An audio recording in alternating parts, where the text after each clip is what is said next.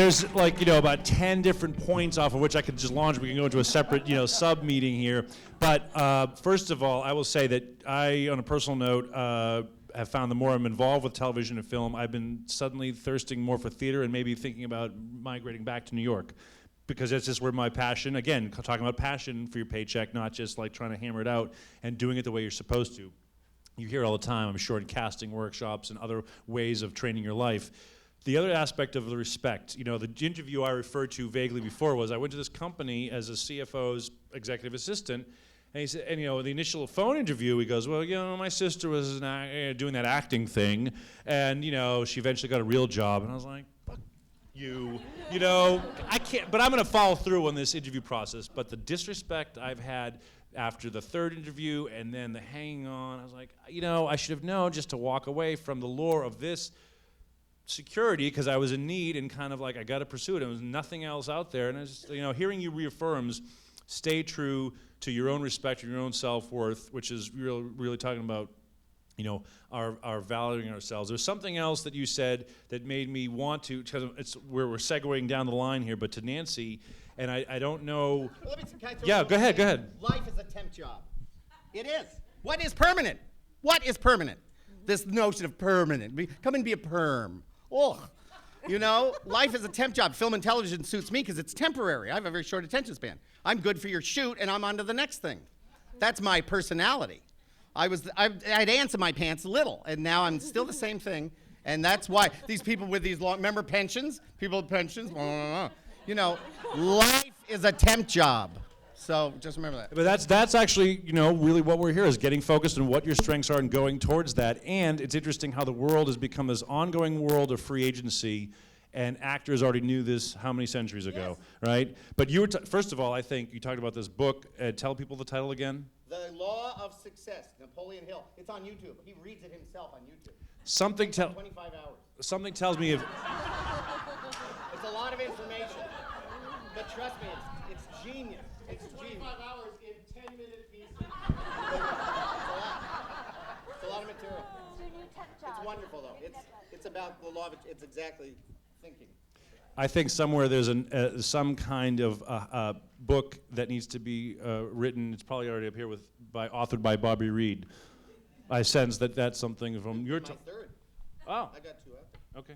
And I probably read that, but I was, going through the information on autopilot. So, hey, Nancy, someone mentioned something, and it might have been Bobby, that was just wanted me to segue over to you and how you got involved with your line of work. I think it was because something Bobby said made me think, being practical about what you can do. Like, I love yoga, but do I really want to go through the certification for Kundalini Yoga and go and live in Santa Fe for 6 months on a mountain and then try to build a business as an entrepreneur? Do I really love it that much? John Mattson and I were talking at length. He's really helped me hone in on, I love physical therapy, but in another 10 years, do I want to be dealing with people in the physical exertion that may be that work that may be too much for me? Is it that interesting? And so, I made me think of you saying, you're a massage therapist. You've been doing it for a number of years. You obviously had a passion for it. Tell us anything you want, whether how you came into acting and how the massage therapy came into vogue for you. Different kind of story than the stories that you have just heard, because it kind of, my becoming a massage therapy came out of a heartbreak. My fiance died very soon after I moved to Los Angeles, and I'm sure many of you have had something like that happens to you, and your world just stopped, and my world just stopped, and I functioned for about a year, 2 years. I don't even remember those years. They're gone. And because I had a history of being anorexic, I was not eating. I was just in a terrible shape. And I went to my doctor. You have doctors who are just who lovingly yell at you. And my doctor, some of you may know her, Dr. Blanche Watson. She lovingly yells at me, and because my weight was just disintegrating because my heart was broken. And I happened to be sitting in the waiting room and just flipping through magazines, trying to prepare myself mentally for what excuses I was going to give to her about how, oh no, everything was fine. And I stumbled across an article about the effect of massage on premature infants. And that was it. That was it. It was, oh my God, this is perfect. I can focus on other people. I won't have to think about me. That was literally the thought that went through my head. This is great, because I'll just show up and I'll just think about that other person. I won't have to think about how Bill has died and my life is over. I'll just focus on other people. That's the solution. So I studied to be a massage therapist, and here's the irony. I got my license right before 9/11.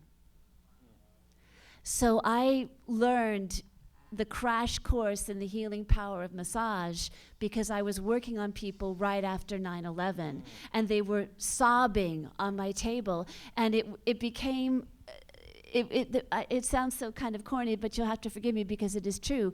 By healing other people, I healed myself. I all of a sudden I was so grateful because I was just able to give. You cannot have any ego in massage. It does not work. And because for me it filled out my life, because especially being an actor in LA, often you have to be very self-focused. To be a massage therapist, you have to be very selfless. It is not about you. You are completely focused on that other human being. That's the work. And it is exhilarating as it is exhausting. Sometimes I'm really a priest. I hear more true confessions on that table or on that chair than I will give you a very good example, and the camera's on me, and I hope, Ken Howard, I hope you do forgive me. I was working on this woman, and I was, giving her reflexology, and I said, oh my gosh, you seem a little tense. Is something wrong? And she said, oh, Nance, I just discovered that my husband and I are cheating on each other with the same woman. Only in LA. Is that you? No, you guys. Nice. No, see, I could not react that way.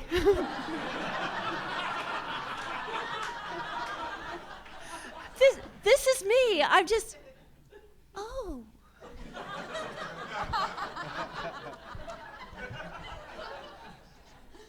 10-second pause, maybe if we could just breathe. You'll have, and I didn't want to say the word release because that had all these other connotations. I didn't want to be number 3.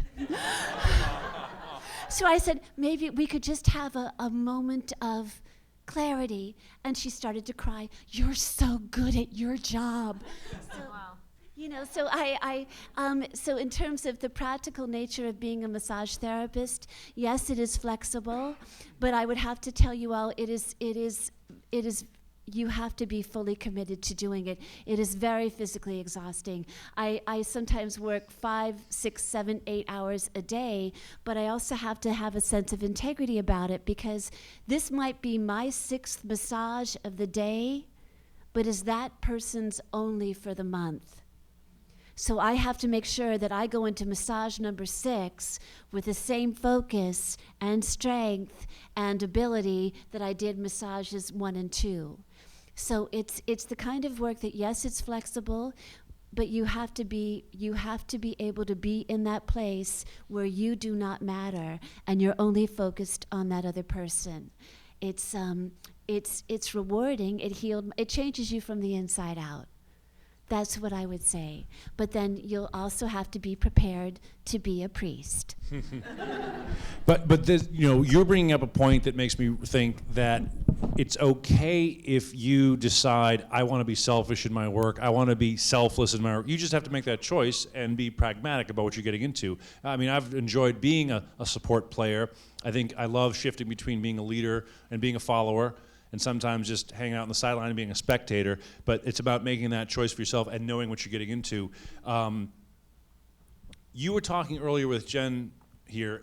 I thought I overheard you talking a little bit about being this combination of like a guide, a therapist, all this.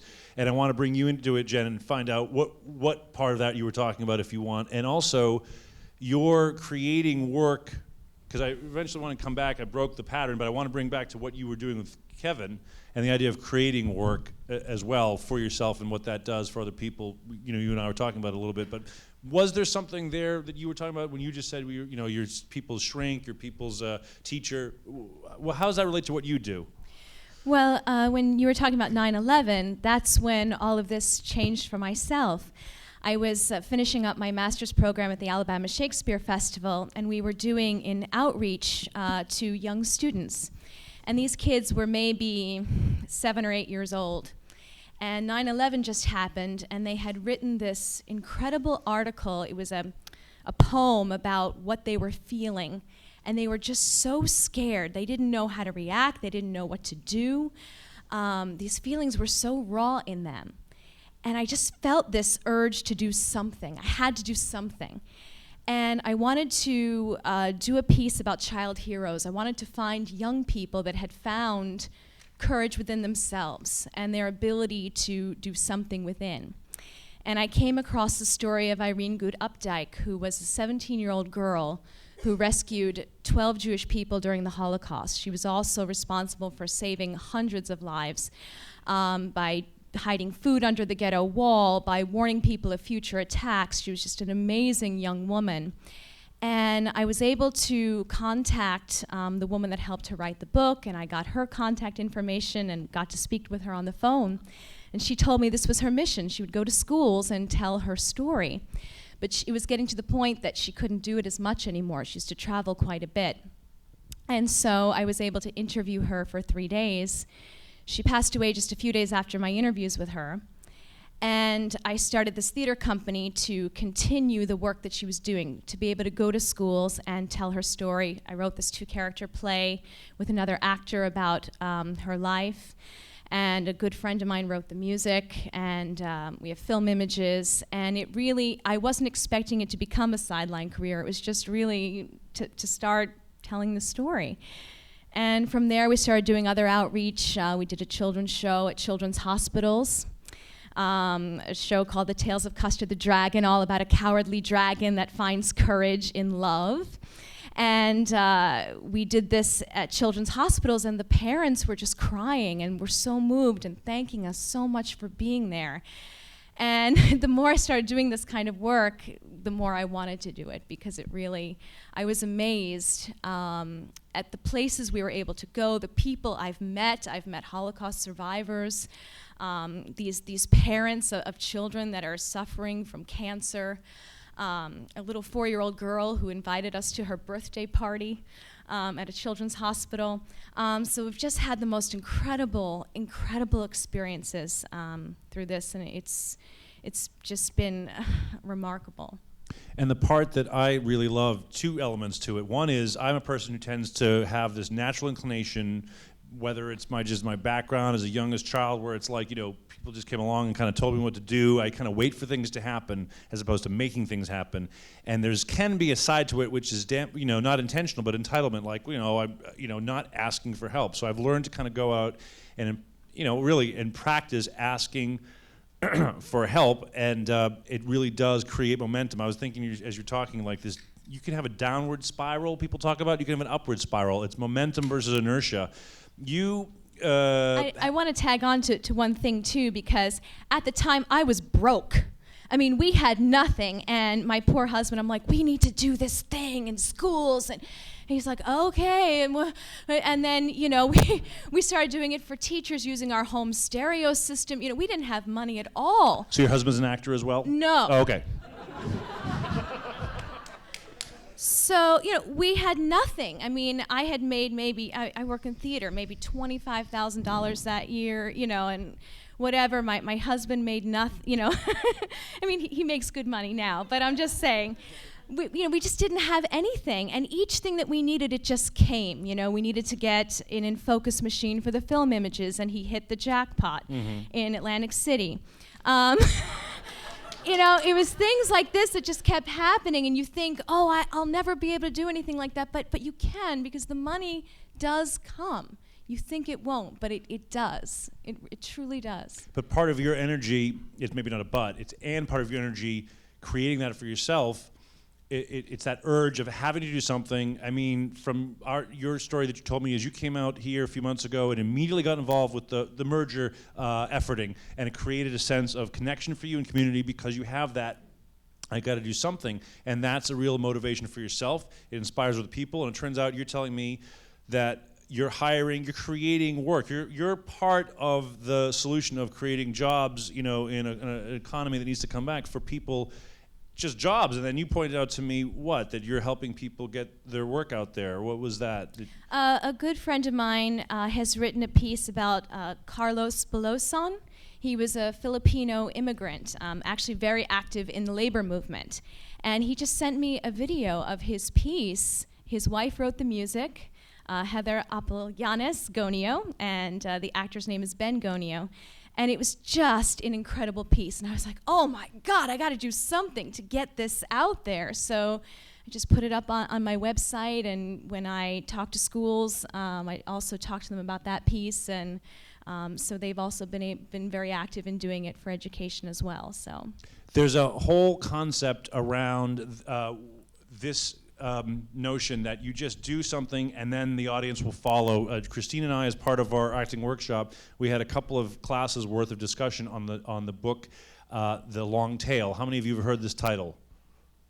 Okay, I suggest that you go out and pick it up. It's about niche marketing. We're no longer in a world where it's just about trying to be seen on CBS, NBC, ABC. Look at what's happened to the television market. Now let's look at what happened to the internet. It's fragmenting so that you can go out there and you can create an entire industry for yourself and a following. I've gotten hooked up with a film last year I was cast in. I can't believe the following, some of the cast members that they have on their Twitter accounts and on their Facebook pages as they're gamers, they're techie geeks, and they just like this whole underworld. It's like we live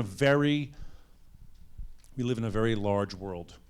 Okay, we live in Hollywood, so it gets very small for us, I think sometimes, and my sense of self and self-worth and focus gets very myopic and very reactive, and I become, the mouse in the maze, and I just want you to give me the cheese.